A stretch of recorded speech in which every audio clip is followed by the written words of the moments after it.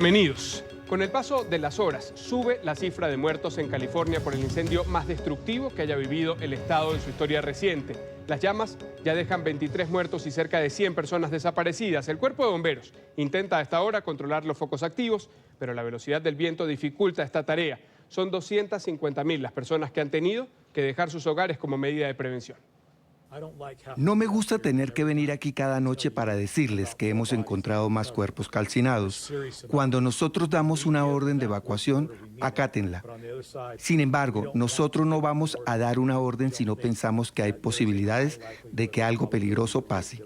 Con este llamado a escuchar las órdenes de evacuación, las autoridades de California informaron que la cifra de muertos por el incendio que azota al estado ascendió a 23. Dicen además que los desaparecidos pueden ser más de 100. Los cadáveres calcinados fueron hallados en Paradise, una ciudad de 26.000 habitantes, ubicada a 140 kilómetros de Sacramento, capital del estado, y a unos 280 kilómetros del área de la bahía de San Francisco. En esta zona es donde está el foco más grande que fue bautizado Camp Fire. La velocidad del viento ha dificultado la tarea del cuerpo de bomberos de controlar las llamas. Solo el 20% del incendio está bajo control. Nosotros tuvimos la posibilidad de volar con tanques esta mañana. La mayoría del fuego deja humo muy denso y mantiene limitada nuestra posibilidad de volar con más tanques para poder controlar completamente el incendio. En paralelo, otro gran foco también se mantiene activo en el sur del estado, cerca de Los Ángeles. Hay orden de evacuación para las poblaciones de Malibú, Calabazas, Thousand Oaks, localidad donde el miércoles un tiroteo dejó 12 muertos. El panorama del peor incendio en la historia de California es desolador. El fuego ha arrasado con 42.000 hectáreas y ha quemado a cerca de 6.500 edificios. Al menos 300.000 personas han tenido que abandonar sus hogares. Y el presidente Donald Trump volvió a culpar a las autoridades demócratas del estado de California por esa devastación que deja el incendio. El mandatario asegura que con un buen manejo forestal se hubiera podido evitar el fuego. El republicano pidió a los encargados, por medio de su cuenta de Twitter, ser más inteligentes. Trump ya había amenazado el sábado con no otorgar más ayudas federales a California. El mandatario también se solidarizó con las familias de las víctimas. Con un manejo forestal adecuado podemos detener la devastación que constantemente ocurre en California. Sean inteligentes. Finalmente, habrá recuento de votos en Florida. Las autoridades electorales de este estado anunciaron que tras recibir la contabilidad de sufragios emitidos en los 67 condados, 3 contiendas, entre ellas las de senador federal y gobernador, deberán ir a un recuento. La lucha entre republicanos y demócratas tiene así un nuevo capítulo en un ambiente político cada vez más polarizado en la Unión Americana.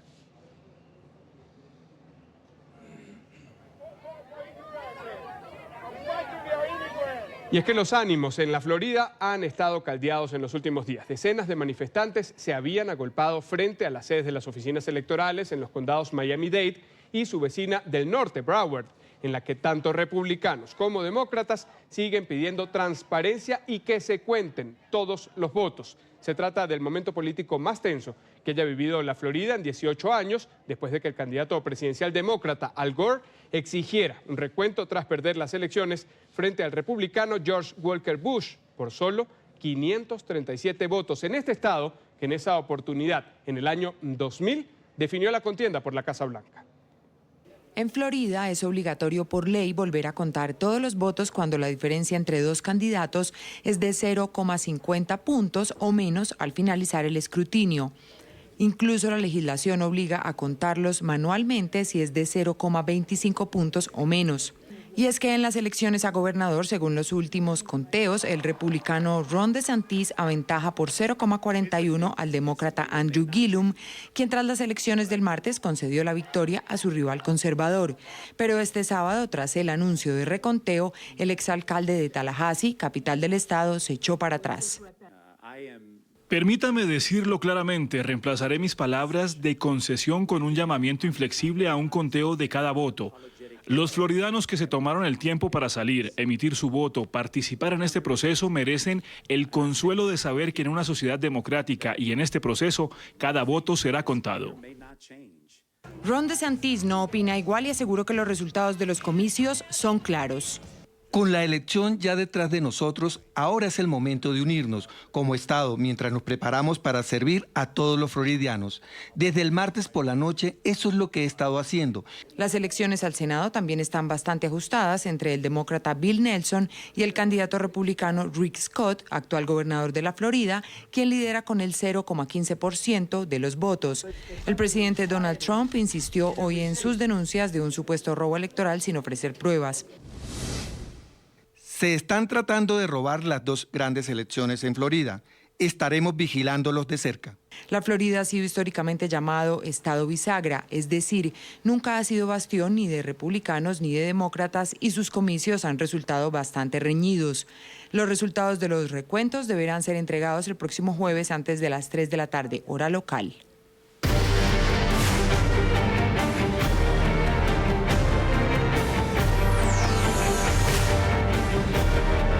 La caravana migrante avanza en su recorrido hacia los Estados Unidos pese a las advertencias de Washington y los ejercicios militares en la frontera. A las 5 de la mañana, los 4.800 migrantes de la caravana de centroamericanos que llegó ayer a Querétaro recogieron sus carpas y abandonaron los albergues para continuar hacia Irapuato, en el estado de Guanajuato. Las autoridades locales repartieron alimentos y cobijas. Pese a que en el recorrido de ayer avanzaron dispersos, hoy partieron en un solo grupo. Los transportadores se ofrecieron a llevarlos al menos en un tramo de la ruta. Pienso que estando en la frontera las cosas son mucho más diferentes. Dios toca los corazones hasta estos momentos y Él nunca nos ha desamparado en ningún momento y lo va a seguir haciendo. Sí, pensamos en pedir asilo y, como vuelvo y repito, si Dios nos tiene en Querétaro hasta este momento es con un propósito y si vamos a seguir adelante y Dios nos va a tener ahí es porque Él lo permite, no porque nosotros queramos hacer la fuerza. Y continúa la polémica en los Estados Unidos por la llegada de esta caravana de migrantes centroamericanos. El presidente Donald Trump no baja la guardia en la frontera sur. Mientras tanto, ciudadanos en el estado de Texas aseguran que el muro es la mejor opción para frenar esta migración irregular. Este informe es de nuestra cadena aliada, La Voz de América. ¿Qué se termina? Entre México y Estados Unidos, en el condado de Haspett, Texas. Se atraviesan por el río. Puede uno cruzar el río caminando, no hay mucha agua. En este lugar de la frontera entre los Estados Unidos y México, los residentes de esta área de Texas aseguran que es fundamental que continúe la construcción de esta barrera física que termina en este punto y se convierte en una cerca de alambre de púas. Pues lo más importante es que yo pienso de veras de corazón que les va a salvar la vida, porque ven un muro y los van a traer al muro. Cuando no hay nada, los traen y los dejan ahí, no saben ni dónde están. Ven el muro y dicen, no, yo no voy a poder cruzar, regrésame. Explicó en conversación con La Voz de América María Guadalupe Dempsey, quien asegura que la falta de oportunidades económicas no es una razón válida para recibir protección en Estados Unidos.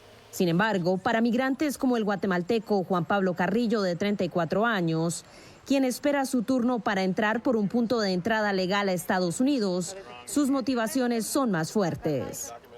Yo vengo por la necesidad que allá en Guatemala hay mucha pobreza, pues sí, la verdad mi hijo quiere estudiar, pero no tengo la capacidad de dar el estudio a él. Pero eso no es uno de los motivos para el asilo. No está en la ley, en ninguna ley dice te podemos otorgar el asilo si vienes de un país pobre. Aún así, cientos de migrantes esperan en el puente Santa Fe por una oportunidad para presentar sus solicitudes de asilo.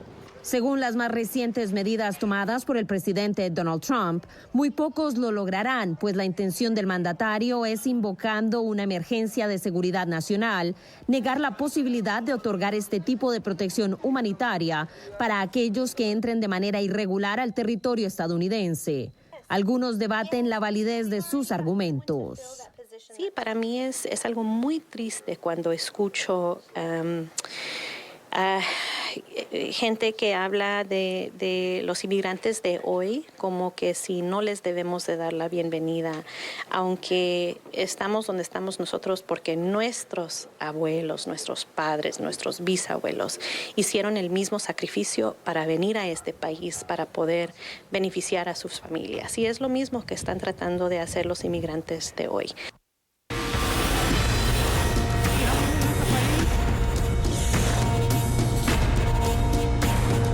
También aumenta el número de solicitudes de asilo por parte de venezolanos en los Estados Unidos. El presidente del Instituto de Políticas Migratorias, Andrew Buscelli, señala que este proceso tardaría entre 2 y 3 años, puesto que el acceso a refugiados se encuentra recargado. También este es un informe de nuestra cadena aliada La Voz de América. Raza, religión, nacionalidad, pertenencia a un grupo social o por opinión política. Esas son las categorías por las que un extranjero puede solicitar asilo en Estados Unidos. Andrew Seeley, presidente del Instituto de Política Migratoria, pinta un panorama claro sobre qué latinoamericanos piden asilo en Estados Unidos. Los venezolanos ya son el grupo de mayor número de aplicaciones de asilo afirmativo, de los que no están detenidos por los servicios de inmigración, que están llegando y pidiendo asilo, más que los centroamericanos. Y es una sorpresa porque todo el debate en Estados Unidos sobre los centroamericanos en la frontera. De acuerdo con los datos disponibles en el Departamento de Seguridad Nacional de Estados Unidos, entre abril y junio de 2018, los venezolanos encabezaron las solicitudes de asilo en el país, por encima de Guatemala, El Salvador, Honduras y México. En general, el camino para obtener asilo es complicado, asegura el experto. El sistema de asilo de Estados Unidos está tan sobrecargado que la gente espera 2 o 3 años para resolver su caso. Un asunto que el propio presidente Donald Trump ha admitido y del que aseguró tomará fuertes medidas. Seeley, por su parte, recomienda algunas alternativas. Ahorita todas las aplicaciones de asilo van a las cortes, son decididos en las cortes migratorias. Se pueden decidir también por la autoridad migratoria en Estados Unidos, por USCIS. Eso sería una forma de hacerlo. También se puede meter más recursos en las cortes de inmigración, que ayudaría a agilizar el proceso. En 2017, la Oficina de Ciudadanía y Servicios Inmigratorios informó que recibió en total 142.760 peticiones de asilo, de las cuales aprobó 13.105. Y en la frontera colombo-venezolana, varias fundaciones atienden a ciudadanos venezolanos diagnosticados con SIDA. Sin embargo, ellos no cuentan con los medicamentos necesarios para su total tratamiento. En lo que va de este 2018, 125 personas fueron registradas con esta enfermedad en la región y no tienen un servicio médico especializado. Estamos en el lugar de la noticia con Jorman Leal, nuestro periodista en la frontera colombo-venezolana. Jorman, adelante. Hola, ¿qué tal? Buenas tardes. Pues la situación en la zona de frontera y la ciudad de Cúcuta es crítica. Esto ha encendido las alarmas de algunas fundaciones en la ciudad, quienes han reportado el aumento de ciudadanos venezolanos con VIH que viajan largas distancias desde su país hacia Colombia, teniendo en cuenta que allá no encuentran los medicamentos antirretrovirales. El Instituto Departamental de Salud del Norte de Santander aún no se ha pronunciado con respecto a la cifra exacta de ciudadanos extranjeros quienes tienen esta enfermedad.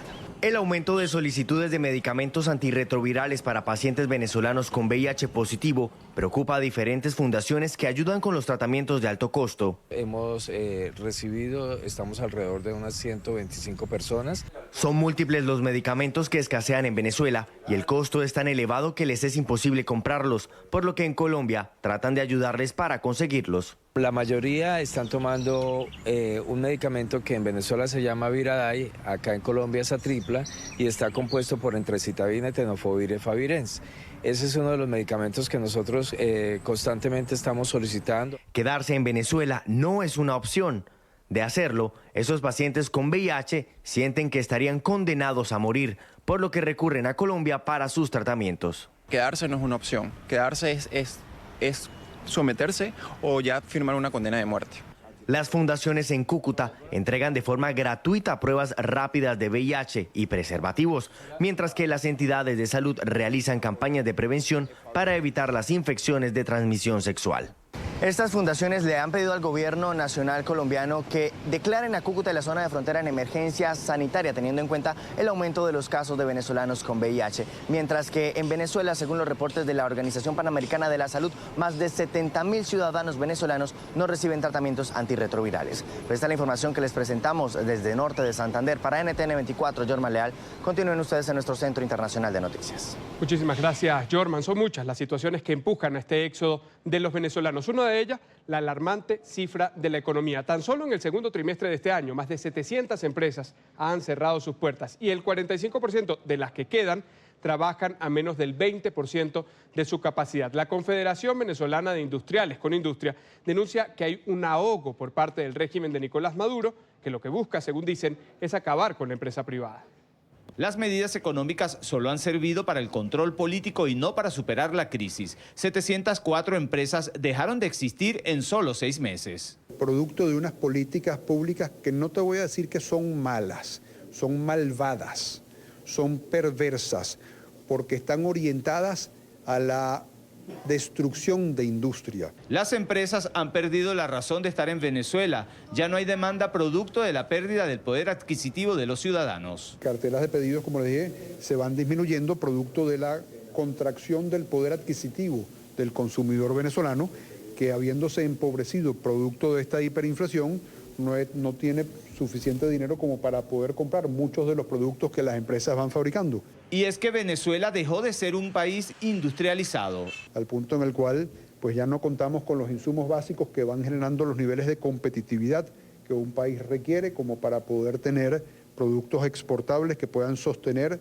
en alguna medida la balanza comercial. El gobierno insiste en los controles y en un modelo económico que ha generado el cierre de miles de empresas. La economía estructura a la sociedad y el gran cambio que se está dando es que se está acabando y está siendo sustituido y debe ser sustituido el modelo dependiente, rentista, petrolero, capitalista atrasado que Venezuela tuvo en 100 años.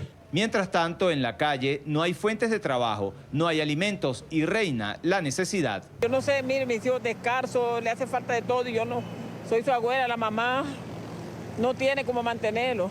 La señora Norma Tobar señala que la revolución destruyó todo a su paso. Mis hijos tuvieron que irse de este país para poder sobrevivir y ayudarme a mí. Para Juan Pablo Olalquiaga, presidente de Conindustria, estas serán las peores navidades para los venezolanos en los últimos 20 años. En Caracas, soy Oliver Fernández, NTN 24.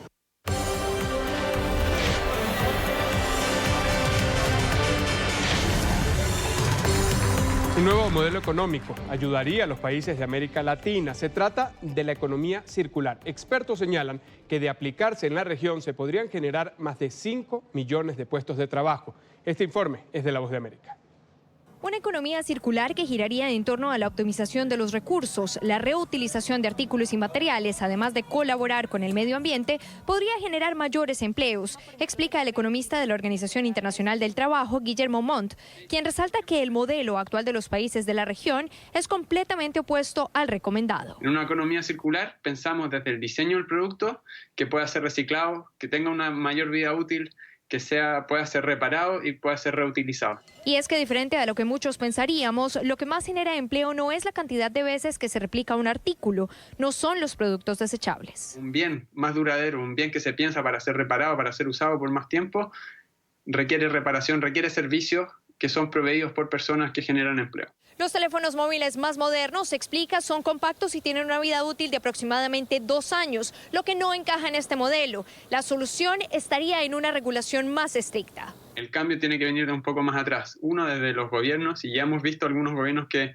establecen criterios de economía circular, exigiéndole a las empresas que produzcan productos que puedan ser reutilizados, reparados o que contengan materiales reciclados. Es el caso en Europa, en Japón.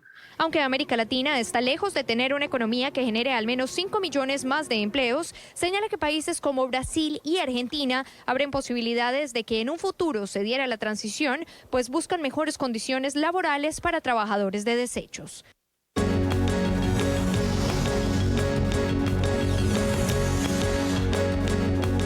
En Brasil aumentó a 14 el número de víctimas mortales tras el deslizamiento de tierra de Niterói en el estado de Río de Janeiro. Durante la noche, los equipos de búsqueda y rescate localizaron los cuerpos de 4 personas, incluida una mujer mayor.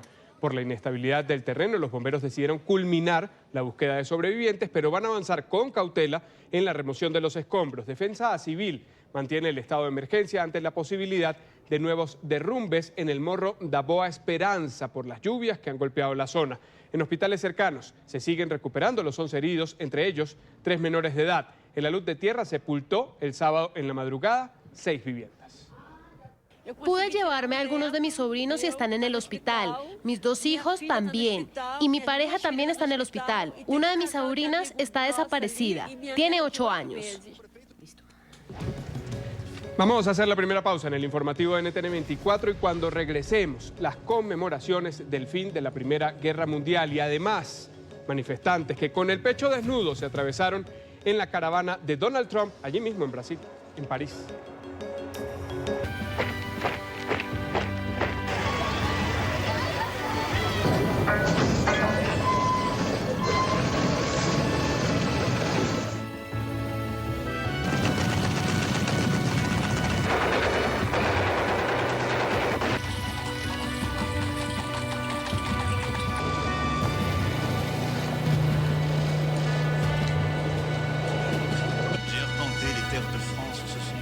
les 70 líderes mundiales se dieron cita en París para conmemorar el centenario del armisticio entre las potencias aliadas y Alemania de la Primera Guerra Mundial. En la capital francesa y con el mandatario Emmanuel Macron como maestro de ceremonias recordaron a las víctimas de la Primera Guerra Mundial. En su discurso, Macron exaltó el multilateralismo como esa gran enseñanza. Instó a sus homólogos a trabajar por la defensa de la paz. Bajo la lluvia en París. Así se realizó la ceremonia conmemorativa del centenario del armisticio entre las potencias aliadas y Alemania que puso fin a la Primera Guerra Mundial. El presidente Emmanuel Macron, y quien ofició como maestro de ceremonias, recibió a jefes de Estado y Gobierno y líderes internacionales en el Palacio del Eliseo. Llegaron de forma separada, pero posteriormente recorrieron juntos el camino a los Campos Elíseos. Mientras las campanas de las iglesias de París sonaban, se dirigían hasta el Arco del Triunfo. A la tarima dispuesta para los actos llegaron con retraso el presidente Donald Trump, su esposa Melania y luego el presidente ruso Vladimir Putin. Con los jefes de Estado presentes y la seguridad al máximo, sobre las 11 de la mañana inició el acto oficial. Seguido por el primer ministro Edouard Philippe y la ministra de Defensa Florence Parly, Macron hizo una breve revista de tropas y un homenaje a la bandera mientras sonaba la marsellesa. Posteriormente, el acto más solemne y el recuerdo a las víctimas de la Gran Guerra se vivió frente al monumento al soldado desconocido. El mandatario entonces se dirigió a los asistentes asegurando que una de las lecciones que dejó la Primera Guerra Mundial fue la defensa del multilateralismo. El patriotismo es justo, lo contrario del nacionalismo. El nacionalismo lo traiciona. La lección de la Gran Guerra no puede ser el rencor de un pueblo contra otro, ni tampoco el olvido del pasado, sino más bien los intentos que hubo después de 1918 para construir la paz con las primeras cooperaciones internacionales. Macron agregó que existe una amenaza latente para regresar al pasado y a los enfrentamientos entre los pueblos, y que es responsabilidad de los líderes trabajar para evitarlos. Juntos podemos conjurar esas amenazas que son el espectro del cambio climático, la pobreza, el hambre, la enfermedad, las desigualdades y la ignorancia. Hemos empezado esta lucha y la podemos ganar. Continuemos porque la victoria es posible. La ceremonia culminó con música clásica y a la expectativa de la reunión entre Trump y Putin, en la que abordarán los planes de Washington de abandonar el primer tratado de desarme tras la Guerra Fría. Activistas de Femen irrumpieron en la caravana de Donald Trump en París. Se atravesaron en plena avenida en la capital francesa para protestar contra la presencia de líderes que, a su juicio, son responsables de la mayoría de los conflictos en el mundo. Las activistas, con el torso desnudo, saltaron el perímetro de seguridad cuando el automóvil del presidente estadounidense se dirigía hacia los Campos Elíseos. Rápidamente fueron retiradas por los cuerpos de seguridad. Las conmemoraciones por el fin de la Primera Guerra Mundial se extienden a otras regiones del mundo. La familia real británica y los principales dirigentes políticos de ese país asistieron a los actos conmemorativos en Londres. Por primera vez, el presidente alemán siguió al príncipe Carlos al poner una ofrenda floral en lo que el gobierno dijo que era un acto histórico de reconciliación. Y al cumplirse el centenario del fin de la Primera Guerra Mundial, el Papa Francisco oró por las víctimas, aseguró que este es un momento propicio para hacer un severo llamado a poner fin a las confrontaciones que en este siglo siguen afectando a sociedades en el mundo. Justo cuando en París los jefes de Estado y de Gobierno celebraban la fecha bajo el Arco del Triunfo, Francisco terminaba el rezo tradicional del Ángelus Dominical recordando una frase pronunciada por el Papa Benedicto XV, cuyo pontificado, por cierto, coincidió con este conflicto, y dijo que la Gran Guerra fue una matanza inútil. Buon pranzo e arrivederci. La página histórica de la Primera Guerra Mundial es una advertencia severa para que todos rechacen la cultura de la guerra y busquen todos los medios legítimos para poner fin a los conflictos que aún aquejan a muchas regiones del mundo. Parece que nunca aprendemos. Mientras oramos por todas las víctimas de esta terrible tragedia, digamos firmemente, invirtamos en la paz, no en la guerra. Y Australia también recuerda el centenario del armisticio. En Canberra, la capital, los veteranos y sus familias se reunieron para conmemorar el Día del Recuerdo con un minuto de silencio. 416.000 australianos se enlistaron en esta guerra y 60.000 nunca regresaron a sus hogares. Vamos a saludar a Nicolai Abril, ya con nosotros en el Centro Internacional de Noticias. Nicolai, ¿cómo surgió esta Primera Guerra Mundial que terminó con ese armisticio y qué consecuencias trajo al mundo? Buen día. Claro, ¿qué tal, Carlos? Una muy buena tarde para usted. Pues bien, la Primera Guerra Mundial fue la primera guerra total del siglo XX. Participaron 70 millones de soldados, murieron 10 millones de personas y 20 millones más resultaron heridas. Además, los imperios ruso, austrohúngaro, alemán y otomano se derrumbaron. La chispa estalló el 28 de junio de 1914, cuando un estudiante en Sarajevo, en la actual Bosnia, asesinó al futuro heredero del imperio austrohúngaro, conduciendo a las grandes potencias en una batalla. El 3 de agosto, el mundo fue empujado a un conflicto internacional sin precedentes. Francia sufrió su día más mortífero el 22 de agosto durante la batalla de las fronteras, cuando 27.000 personas murieron. La ofensiva alemana tomó por sorpresa a Gran Bretaña y Francia antes de realizar un nuevo contraataque en septiembre durante la batalla del Marne. Pero durante los siguientes 3 años, el frente occidental se mantuvo prácticamente sin cambios entre Suiza y el Mar del Norte, a pesar de una serie de ofensivas en Verdún y el Somme. En 1915, el primer ministro británico Winston Churchill lanzó la campaña Los Dardanelos contra el Imperio Otomano en un intento por asegurar un enlace marítimo con Rusia. Sin embargo, la sangrienta ofensiva terminó en un fracaso. La lucha por el poder solo cambió en abril de 1917, cuando Estados Unidos entró en el conflicto contra Alemania. Pero al mismo tiempo, la revolución bolchevique estaba ganando impulso, lo que llevó a la ruptura del Imperio ruso. Las estrategias de la guerra de maniobras se intensificaron en 1918, cuando Alemania planteó el lanzamiento de varias ofensivas en la primavera, y ninguna de las cuales fue concluyente. Los aliados, respaldados por Estados Unidos, tomaron la delantera en el verano, haciendo retroceder a un ejército alemán enfermo y agotado. La victoria aliada llegó el 11 de noviembre de 1918. Alemania firmó un armisticio que confirmó su derrota. Esta fue formalizada en el Tratado de Versalles el 28 de junio de 1919, que paradójicamente sembró la semilla para la Segunda Guerra Mundial. Hace 100 años las cornetas sonaron anunciando el final de la Primera Guerra Mundial. El tratado, conocido como el Armisticio de Paz, firmado el 11 de noviembre de 1918 a las 11 en punto, puso un alto el fuego y le devolvió la esperanza al mundo. Hoy, un siglo después, aún faltarían otros 100 años para lograr eliminar completamente todas las armas que reposan en los campos de exterminio. El riesgo es alto porque, según expertos, aún existen bombas que podrían explotar.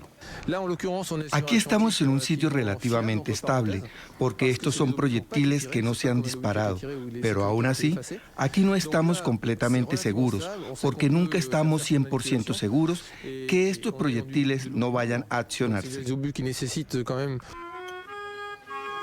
La Primera Guerra Mundial dejó una huella imborrable en la humanidad, y en honor a esto el séptimo arte se niega a dejar este episodio en el olvido. Peter Jackson, conocido por dirigir El Señor de los Anillos, reconstruyó la historia a partir de las voces de los soldados que vivieron en carne propia la guerra.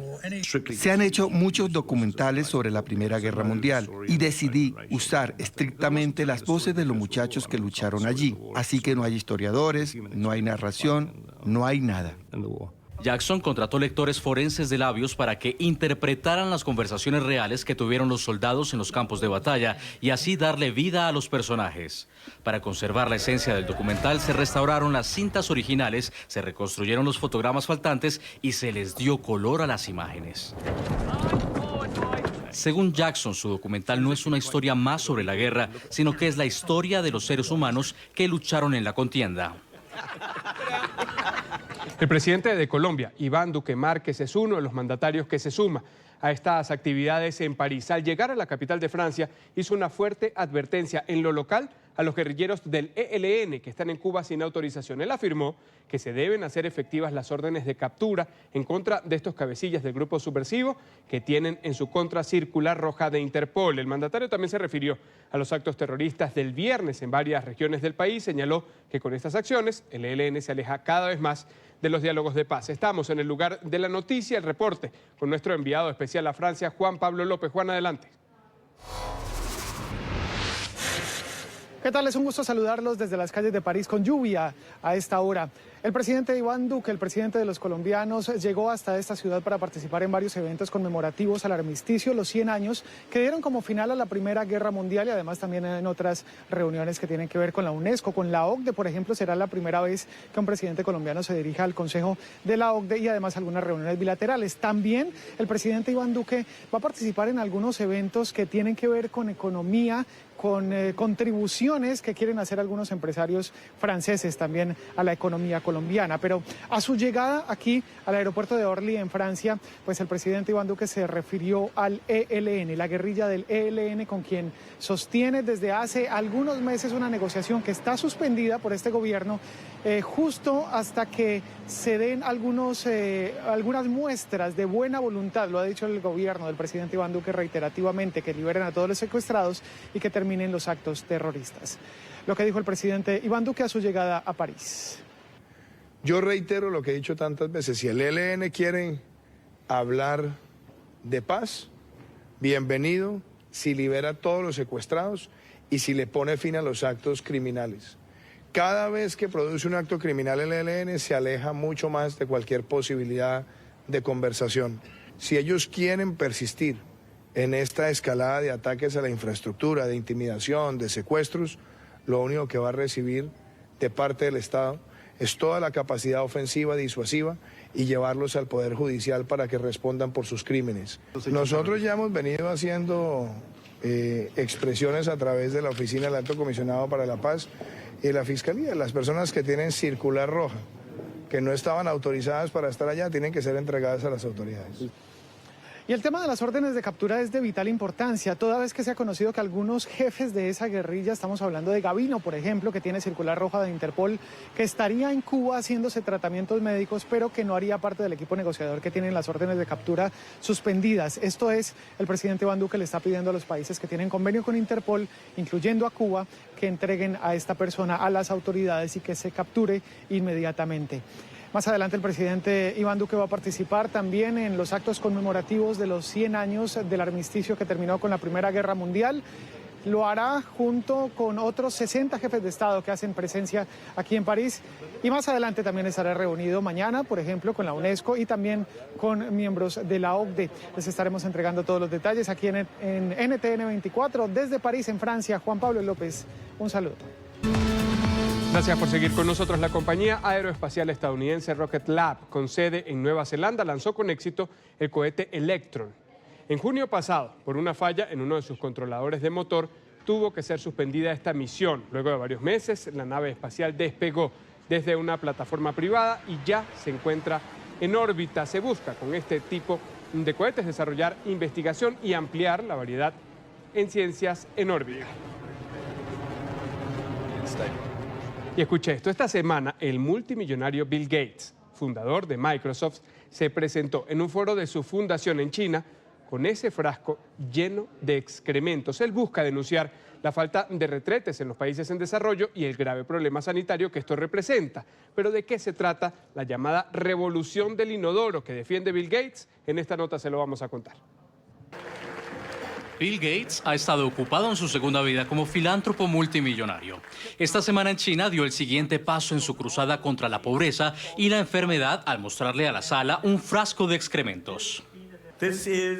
Este es un frasco de excrementos. Está apuntando a lo que la Fundación Bill y Melinda Gates ve como un gran problema, el mal saneamiento. Como él dice, en los países en desarrollo hay mucho más de lo que hay dentro del frasco afuera en las calles. Y es que, por cuenta de esta problemática, 500,000 de niños menores de 5 años mueren anualmente. La crítica situación le cuesta al mundo $200 mil millones en atención en salud. El olor es terrible. Por eso Bill Gates quiere reinventar el inodoro y reveló uno que convierte los desechos en fertilizantes y no necesita agua. El inodoro actual simplemente envía los desechos al agua, mientras que estos inodoros no tienen esas tuberías. Es un sistema de saneamiento que no necesita alcantarillado, por lo que toma tanto los líquidos como los sólidos y realiza trabajos químicos, como quemarlo en la mayoría de los casos, para obtener una sustancia que no tiene mal olor ni ninguna enfermedad. Gates considera los inodoros sin agua como un cambio de paradigma no muy diferente a la revolución de la computadora personal en la década de los 70. De la misma manera en que una computadora personal es compacta, no es algo gigantesco. Podemos hacer entonces este procesamiento químico a un nivel doméstico. Con su poco convencional presentación, Gates logró despertar un gran interés en Beijing. El presidente de China, Xi Jinping, está promoviendo ahora una revolución de inodoros para revisar o construir en 3 años decenas de miles de baños públicos. Y nosotros ponemos punto final a este informativo en NTN 24, el canal